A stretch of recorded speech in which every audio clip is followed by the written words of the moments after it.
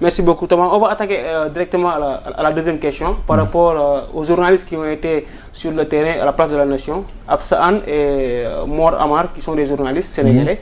Contrairement à vous, vous n'étiez pas été arrêtés, on ne vous avait pas arrêté, mais eux, ils ont été brutalisés et menacés. Alors, moi j'en reviens. Peut-être que les forces de l'ordre considèrent que je suis journaliste français et comme la France soutient Macky Sall, il ne faut pas me toucher. Moi, je regrette et je condamne les attaques et les violations et les violences qui sont faites contre mes confrères. Je trouve ça absolument scandaleux. Et je le redis encore, je suis admiratif du courage que vous déployez pour couvrir l'actualité et relater à l'ensemble des Sénégalais et au monde entier ce qui se passe au Sénégal. Il faut beaucoup de courage pour aller couvrir les manifestations et même pour manifester. Ça, je le sais. Et je sais que peut-être que ma nationalité me protège d'une certaine manière, mais je sais qu'il y a des violations très graves de la liberté de la presse au Sénégal. Est-ce qu'on peut également dire, d'une façon par rapport à l'histoire, est-ce qu'il s'agit d'une complexité de la part des journalistes français aussi au Sénégal, d'autant plus qu'on est dans notre pays, mais on ne peut pas faire notre travail correctement, contrairement à vous qui a filmé en direct les tortures qui ont été enregistrées. Moi, je le regrette. Peut-être qu'il y a une explication qui sera apportée par le ministère de la Sécurité et qui expliquera pourquoi on s'en prend uniquement aux journalistes sénégalais. C'est vrai que c'est une situation qui est déplorable parce que c'est votre pays. C'est vous qui êtes en première ligne, qui connaissez le mieux pour couvrir ce qui s'y passe. Nous, on est des journalistes étrangers, on vient au Sénégal, alors effectivement on s'imprègne, mais on n'est pas sénégalais. Moi, je viens aussi sous l'angle de dire, j'enquête sur les relations entre la France et le Sénégal. Et c'est très concret, c'est-à-dire les gaz lacrymogènes qui sont jetés dans les manifestations, les grenades assourdissantes, c'est des grenades, c'est des armes françaises. Les blindés, ce sont des blindés fournis par la France. D'ailleurs, les grenades assourdissantes, elles sont aujourd'hui interdites en France. Elles ont été interdites en 2020. C'était le dernier pays en Europe à avoir... C'est la France qui fabrique les grenades qui sont... Oui, c'est une entreprise française qui s'appelle Alcetex qui fabrique les grenades assourdissantes. C'est considéré comme des armes de guerre, c'est pas des joujoux. Il y a du 25 grammes de TNT à l'intérieur de ces grenades, donc ça explose et effectivement ça peut mutiler. Ça avait été interdit en France suite à la répression des Gilets jaunes où il y avait eu beaucoup de blessés, mais ça continue à être fourni par une entreprise bien française au Sénégal qui les utilise pour réprimer les manifestants. Pareil pour les blindés, c'est une entreprise qui s'appelle Arcus, française, qui fournit les blindés à la gendarmerie sénégalaise. Donc Macron a aidé son ami, son homologue, ou il s'agit d'une coopération militaire entre le Sénégal et la France? Alors, bien sûr, il y a une coopération, mais je veux dire, je ne crois pas que la France vend des armes à l'Iran pour l'aide pour réprimer sa population. Il y a une complicité de la France et du président Emmanuel Macron envers Macky Sall. Et c'est pour ça qu'on fournit des armes, c'est pour ça qu'on continue à avoir un appui budgétaire. Mais pourquoi? Pour faire peur aux citoyens qui les révoltaient? C'est pas seulement pour faire peur, c'est pour maintenir un système de domination néocoloniale, ce qu'on appelle la France-Afrique. C'est pour maintenir la France-Afrique, c'est-à-dire c'est pour maintenir l'influence de la France au Sénégal, parce que effectivement la France est en perte de vitesse en Afrique, dans ce qu'elle a longtemps considéré comme son précaré africain. On a décolonisé les pays africains, mais on a quand même maintenu une tutelle, qu'elle soit militaire, économique. Ça a continué pendant des années, et il y a des pays qui commencent à s'en émanciper, et il y a d'autres puissances qui veulent concurrencer la France sur le terrain africain. On pense à la Russie, on pense à la Turquie, et la Chine. Et évidemment, la France a perd de l'influence. Effectivement, elle s'est fait chasser du Mali, du Burkina, du Niger, et elle a peur aussi demain d'avoir un président qui viendrait au Sénégal qui ne serait pas favorable aux intérêts de la France. Parce qu'il faut quand même se rendre compte du poids économique de la France.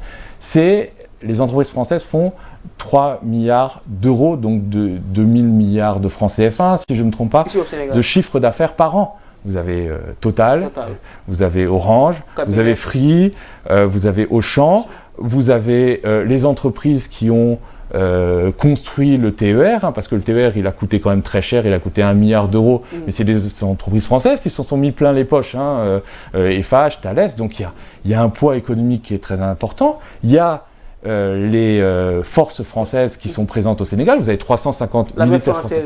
L'armée française. Mais l'armée française, qu'est-ce qu'il fait, par exemple, au Sénégal? Alors, nous avons vu ce qui s'est passé dans d'autres pays du Sahel, au Mali, Burkina Faso. Donc, quelle est la signification de la présence de l'armée française ici au Sénégal? Alors, très clairement, ils ne s'ingèrent pas dans les affaires intérieures, mais c'est quand même un symbole quand même glaçant de la domination néocoloniale qui continue. C'est-à-dire, pourquoi 60 ans plus tard et tout ça, 70 ans après les indépendances, je ne pense pas que le Sénégal ait encore besoin d'une présence militaire française où des soldats sont là en permanence, on ne sait même pas ce qu'ils font, hein. Ils ne sont pas affectés à la lutte contre le terrorisme puisqu'il n'y a pas de terrorisme au Sénégal. Et donc évidemment, il y a quelque chose qui continue et c'est pour ça que la France soutient autant Macky Sall et a soutenu jusque-là Amadouba, même s'il semble que Amadouba ne soit pas en mesure de remporter l'élection présidentielle. Peut-être que Macky Sall et la France trouveront un autre poulain. On parle beaucoup de Karim Wade, mais c'est triste.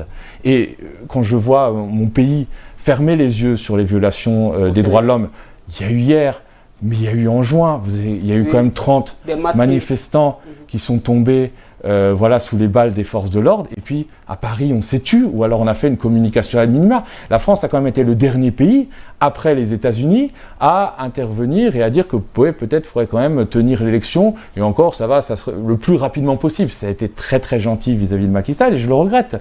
On a même des réseaux de la France-Afrique qui subsiste. Quand vous avez par exemple un marchand d'armes nigérien comme Petit Boubé, qui s'appelle Aboubacar Ima, qui vient vendre 77 millions d'euros d'armement, soi-disant pour armer les gardes forestiers. Qui a fourni ces armements par exemple?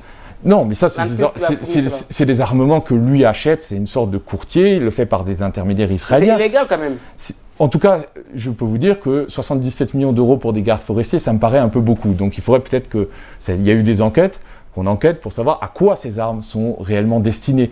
Mais ce Petit Boubé est très très proche de Macron. Et il n'aurait jamais pu vendre ses armes au Sénégal sans avoir un accord tacite de Paris. Donc il y a, et vous le faites très bien, il y a une revendication que moi j'admire de la jeunesse sénégalaise qui veut s'émanciper de la tutelle, mais pas d'ailleurs que de la tutelle française, de toutes les tutelles pour voilà, récupérer sa souveraineté. Et effectivement, ça passe aussi par ce qui se passe en ce moment. C'est-à-dire que moi, je pense que ce n'est pas seulement une lutte pour la démocratie, c'est aussi une lutte pour la souveraineté du Sénégal. Donc, pour vous rappeler, nous sommes en direct ici au Sénégal avec le journaliste Thomas Dietrich, qui est un journaliste d'investigation français, qui est à Dakar pour enquêter sur la relation entre la France et le Sénégal. Par rapport à la relation entre la France et le Sénégal, comme vous venez de le dire, est-ce que la France est complice de ce qui se passe au Sénégal actuellement? Ah oui, moi je pense qu'elle est complice. Je veux dire, à partir du moment où on fournit du matériel militaire à l'État sénégalais, qu'on finance l'État sénégalais, qu'on envoie des agences de communication, il y a une agence de communication qui s'appelle Concerto en France, agence française, qui fait la communication du Quai d'Orsay, vous savez, pour lutter contre les Russes dans la guerre.